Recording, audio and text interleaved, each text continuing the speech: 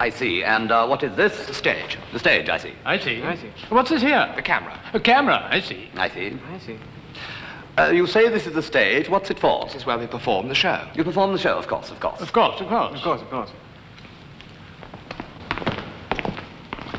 What's this here? That is a microphone. It's actually referred to as a boom microphone. Boom microphone, I see. I see. I see. You say that's a camera. What's it used for? Well, it takes the pictures of the show so the viewers can see it. Oh, takes the pictures. Of course. Of course. And what is this? This is a performer, sir. A performer, I see. I see. I see. You said this was a microphone boom. What's it do?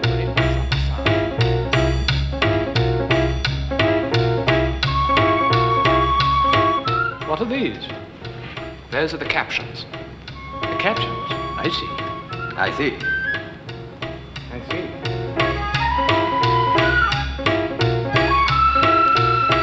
I see. You say this is a performer. What does it do?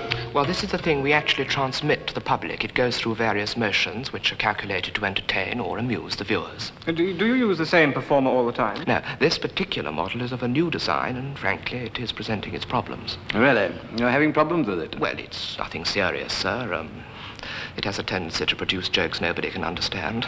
That's a small point. I'm sure we'll soon rectify it. How does it work, then? Well, you pay it about £500 a week, and it'll do practically anything. You see, it's an all-purpose model. Singing, comedy. We hope to do some recording with it. You can do practically anything with it, from Masonics to Saturday Spectaculars. Very interesting. Oh, it's working. Yes, it is giving a performance now. How do you do? Quite a charming smile. Yes, we have found with previous models that the smile is most important. Actually, we've never used this particular smile before. It's newly designed. And how would you like to be made into a great international star?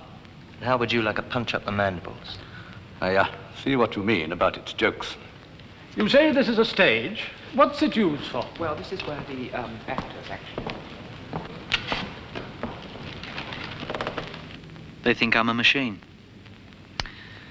There ought to be a law against people like that. The trouble is, they're the people who make the laws.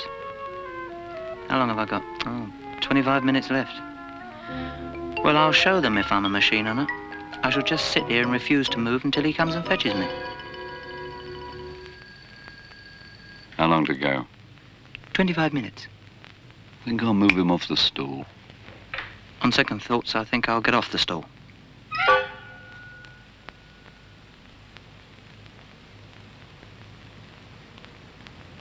Well, this is it. 6 weeks ago today, I was born here in this very theatre. When I think of all those characters we brought to life, the tinker pulling elephants and things out of his magic pot, the fairy in his Italian suit, the prosecuting counsel, it was on this very spot that I fought the case of the countersunk screw. They were all here. And now there's 24 minutes to go, and I'm all alone. Nothing to do until he comes and picks me up. Well, he doesn't seem to be doing much. I think I'll bring in some more characters.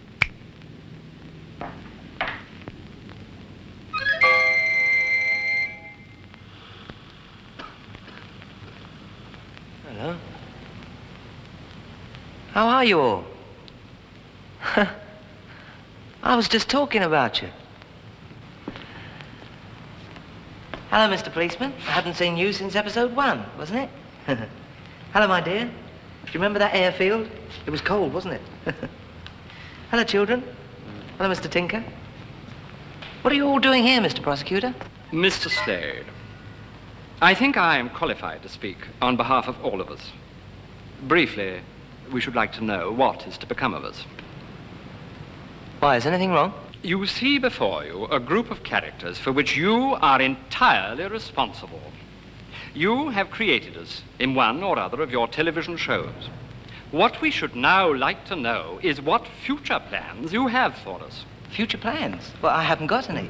What are you talking about? What am I going to do with my act,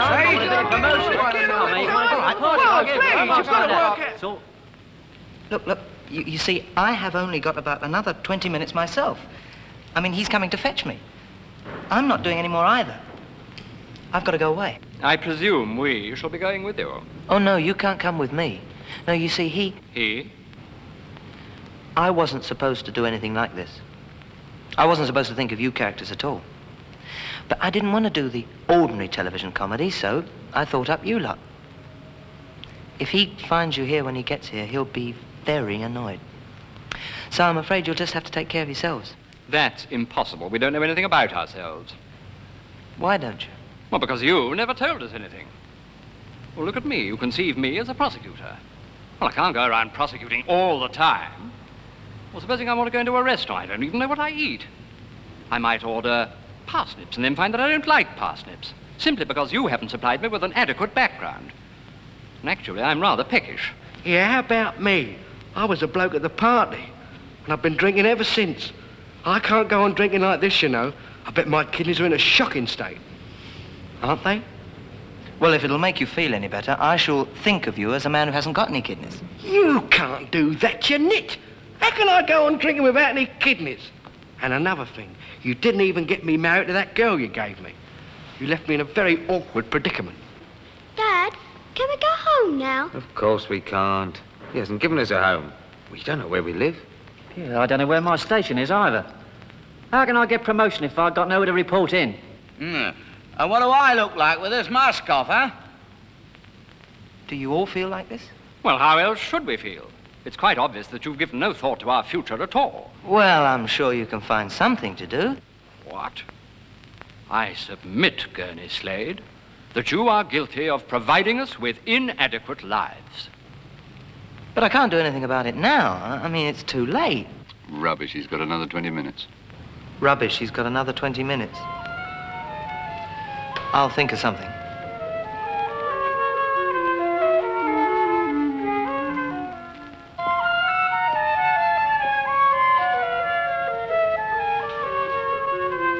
You don't have to worry about me.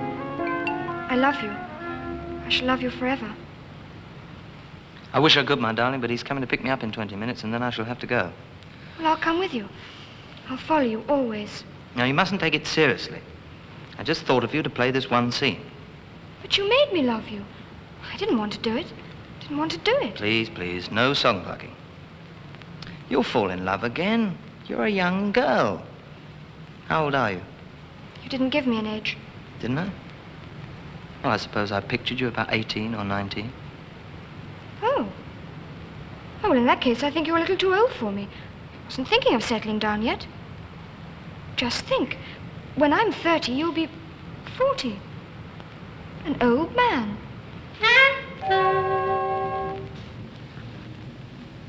Well, have you reached your verdict? Ladies and gentlemen, you have put me on the horns of a dilemma, and that's very uncomfortable. You see, I can't create a whole new life for you. I haven't got the time. Besides, Shakespeare didn't create Laurence Olivier overnight. It takes a long time for an author or a playwright to give his characters a complete life. I mean, take Frank, for instance. Now, Frank, I could think up a job for you, say, as a bank clerk. Is that all right, dear? Well, I rather pictured you as something better than that. Otherwise, I don't think I'd have married you. All right. Well, how about a member of Parliament? Would that be all right, dear? I'd prefer that. I can assure you that I shall leave no stone unturned until I right the terrible wrongs that we, the people, are suffering. Let the nations meet, they say. And I say let them meet, but let them meet in peace and understanding. Let them use common sense to solve the terrible difficulties in which the world now finds itself embroiled. Let them not sink to petty jealousies while we march headlong down the road to destruction. I can assure you that It's not me, is it? Well, there you are. Now you see the difficulties I'm up against. I should have to get everything exactly right. And I haven't got the time, Frank. I've only got another 19 minutes. The fact remains that he has created our characters and now proposes to leave us half-formed. Well, personally, I think you're asking too much. I mean, a character doesn't have another life. Just the one that the author gives him. All fictitious characters are the same. They just do the bit that the author gave them. They're not like real people. That's all very well for them. I mean, say, lots of people might think of a policeman or even a mum and dad, but who's going to think of a fairy? Especially one like me. I mean, say, look at this suit. What were you thinking of when you dressed me like this? I mean, say, someone might picture me in Midsummer Night's Dream. I feel a right pixie. Yes, but somebody might think of you without realizing that you are a fairy. Do you think that's very likely? Especially with these ears? So, in the meantime, we just sit and wait. Is that it? No, we don't just sit and wait. Yes, they do sit and wait.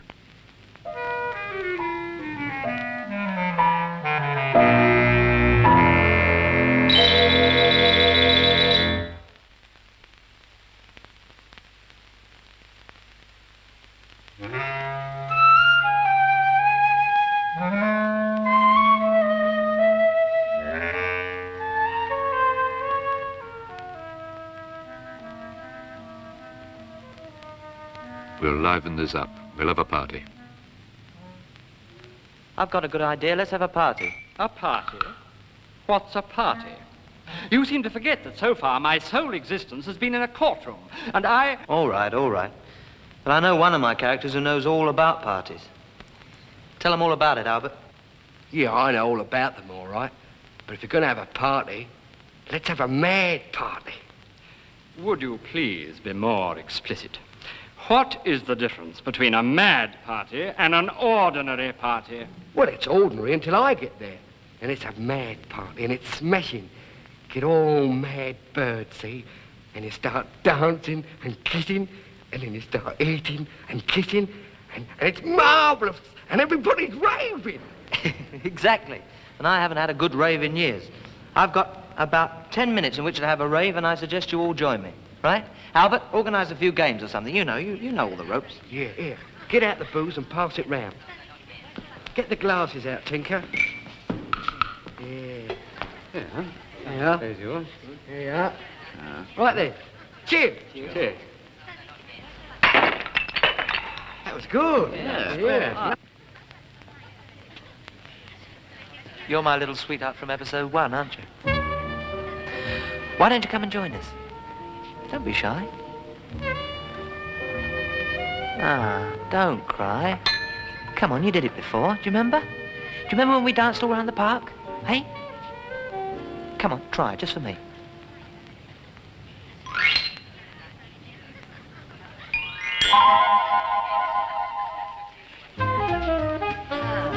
I knew you could do it if you tried. Hello. Why don't you come and join the party? Come on, then. It's a swinging party. Of course. Ladies and gentlemen, for our entertainment tonight, our little poster friend says that she would like to do a little dance for us.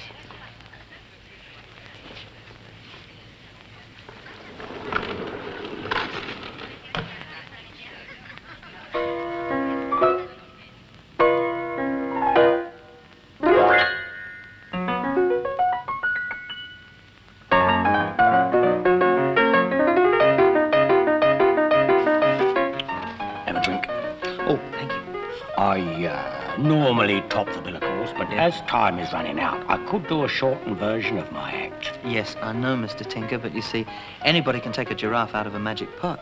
I mean, they're all doing it nowadays. But I got 1 or 2 new tricks that'll bring the house down. Oh, very. Ladies and gentlemen, our next act is our very own, the one and only, appearing in episode 6 for the very first and last time, the Magic Tinker. Thank you, thank you. What does he do? He's a very good act, actually, but he's getting a bit old-fashioned now. For my first bit of magic, I will take from this little pot a complete kitchen unit. Oh, that's a good one. I haven't seen that one before. I still haven't seen it. Where's the kitchen unit? You want to see a fairy optician. By way of an interlude, a white rabbit.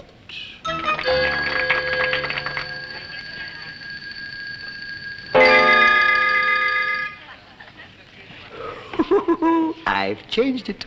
Here. I demand that he be thrown out, sporting my act like that. It's high polloys like him that are closing down the theatres today.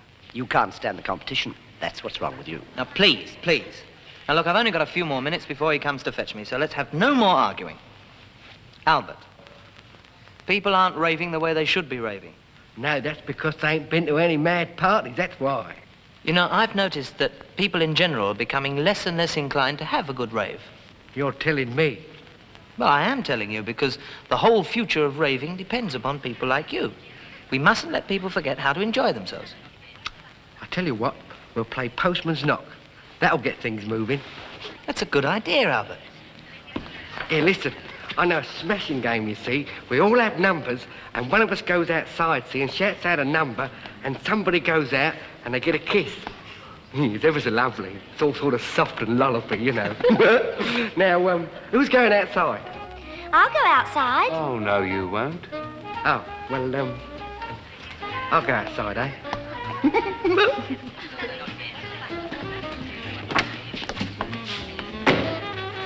This is gonna be marvellous. Who are you? I'm the postman. What number do you want? Yeah, that little flown one. Albert, what number? Oh, yeah, number 4. Number 4. Yeah. Come out, number 4. Here. Do you mind?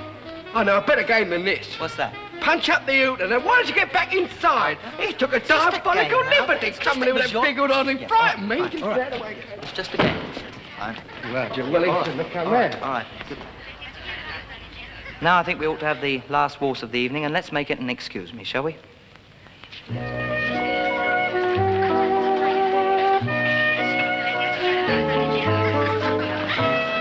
There is one small question. Oh, yeah. What exactly is an excuse me? Well, it's just a way of making sure that everybody has a dance, you see. You interrupt a couple who are dancing, and you say, excuse me, and then you take the partner, you see. I see. That seems quite clear. Thank you. Excuse me.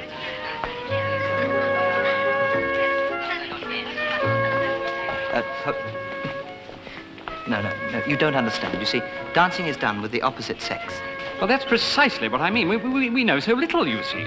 Yes, but I haven't got time to explain all of it right now. It's all very well for you. You're going in a minute, but what about us? We're likely to be here at this party for years and years before we're called. Yes, but don't worry about it now, please. Stand on me. Excuse me. Excuse me, Albert.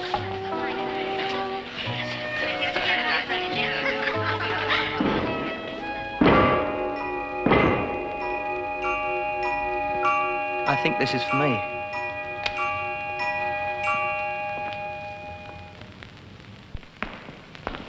It's all right. It's only the gentleman from the Characters Bureau.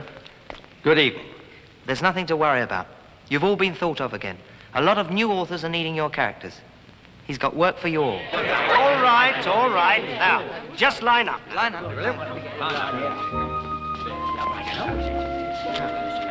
Oh, my favourite. No hiding place. Ah, there you are. I told you not to worry, didn't I? You start a new life now. Well, goodbye, Constable. Goodbye. Let's practice my walk again. Mr. Tinker, goodbye.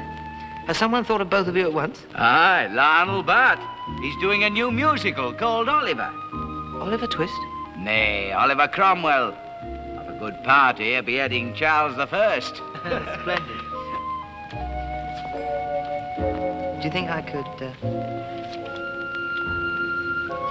You see, it was worthwhile being in that poster, wasn't it? It pays to advertise. You got a talking part? Well, never mind. I've been talking since I was 6, and I still haven't said anything worthwhile.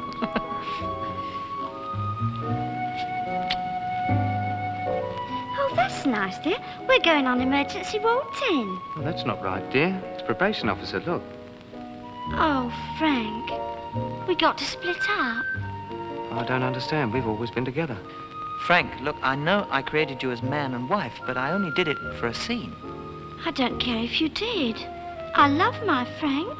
No, it's no good, dear. We'll have to split up. I don't suppose we'll ever see each other again. Not unless some writer bloke thinks of us together. Oh, Frank. Well, I don't know much about you, dear. All I've done is push a pram down a few streets with you. But you're the best wife I ever had.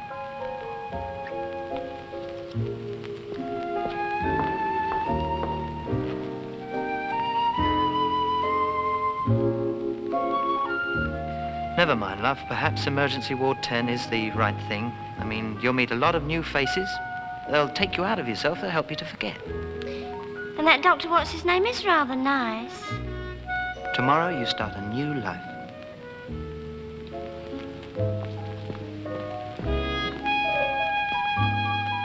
Here, I'll have to do something about my character, change it or something. Look what I'm in now. The revival of the cocktail party. You must never change, Albert. You've got a mission in life to teach people how to rave, how to let their hair down. That's all very well, but I can't go through life drinking. I'm liable to die of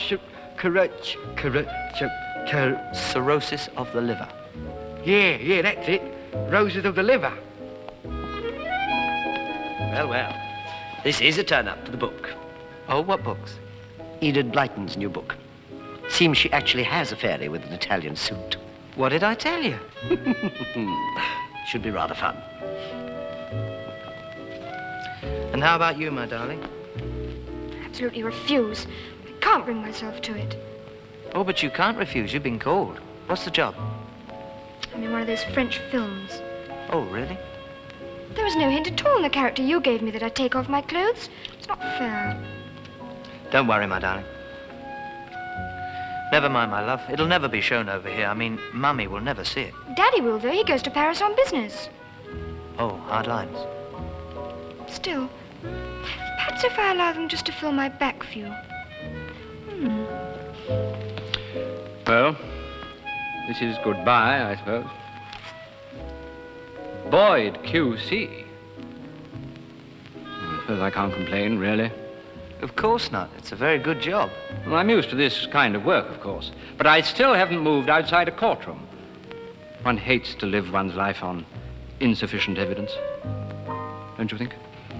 Put your case to your new author. Goodbye, old man. How much time left for Gurney? 3 minutes. Okay, stand by.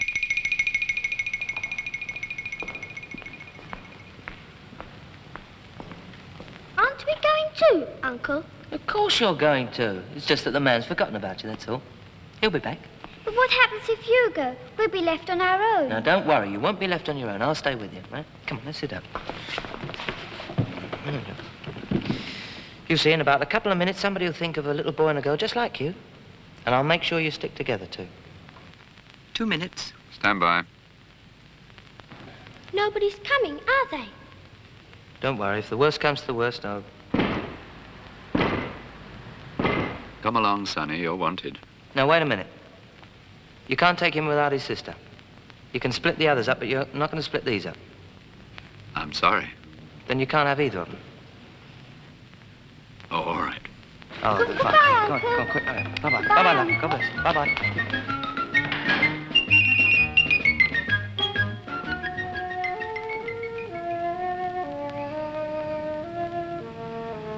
Well, that's it.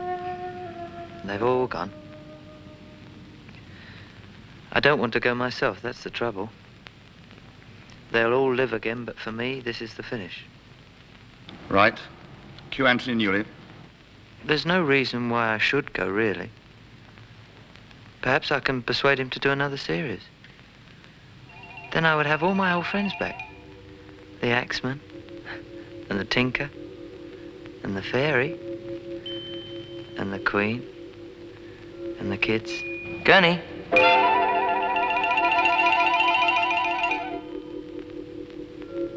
Come on now. It's time to go. Oh, I was wondering if you'd like to do another television show. Now, come on now. Time's up. I don't want to go. My time isn't up yet. Look, I can still move. You're making it very difficult for me, Gurney. You can't take me away. I'm still you. Gurney, say bread and butter.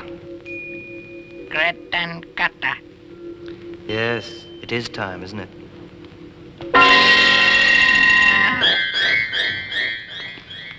Come on. That's it. Oh. I'm sure Gurney would have liked to have said good night and to thank you for watching. Good night. What have you been up to, eh? I've been making me any shame.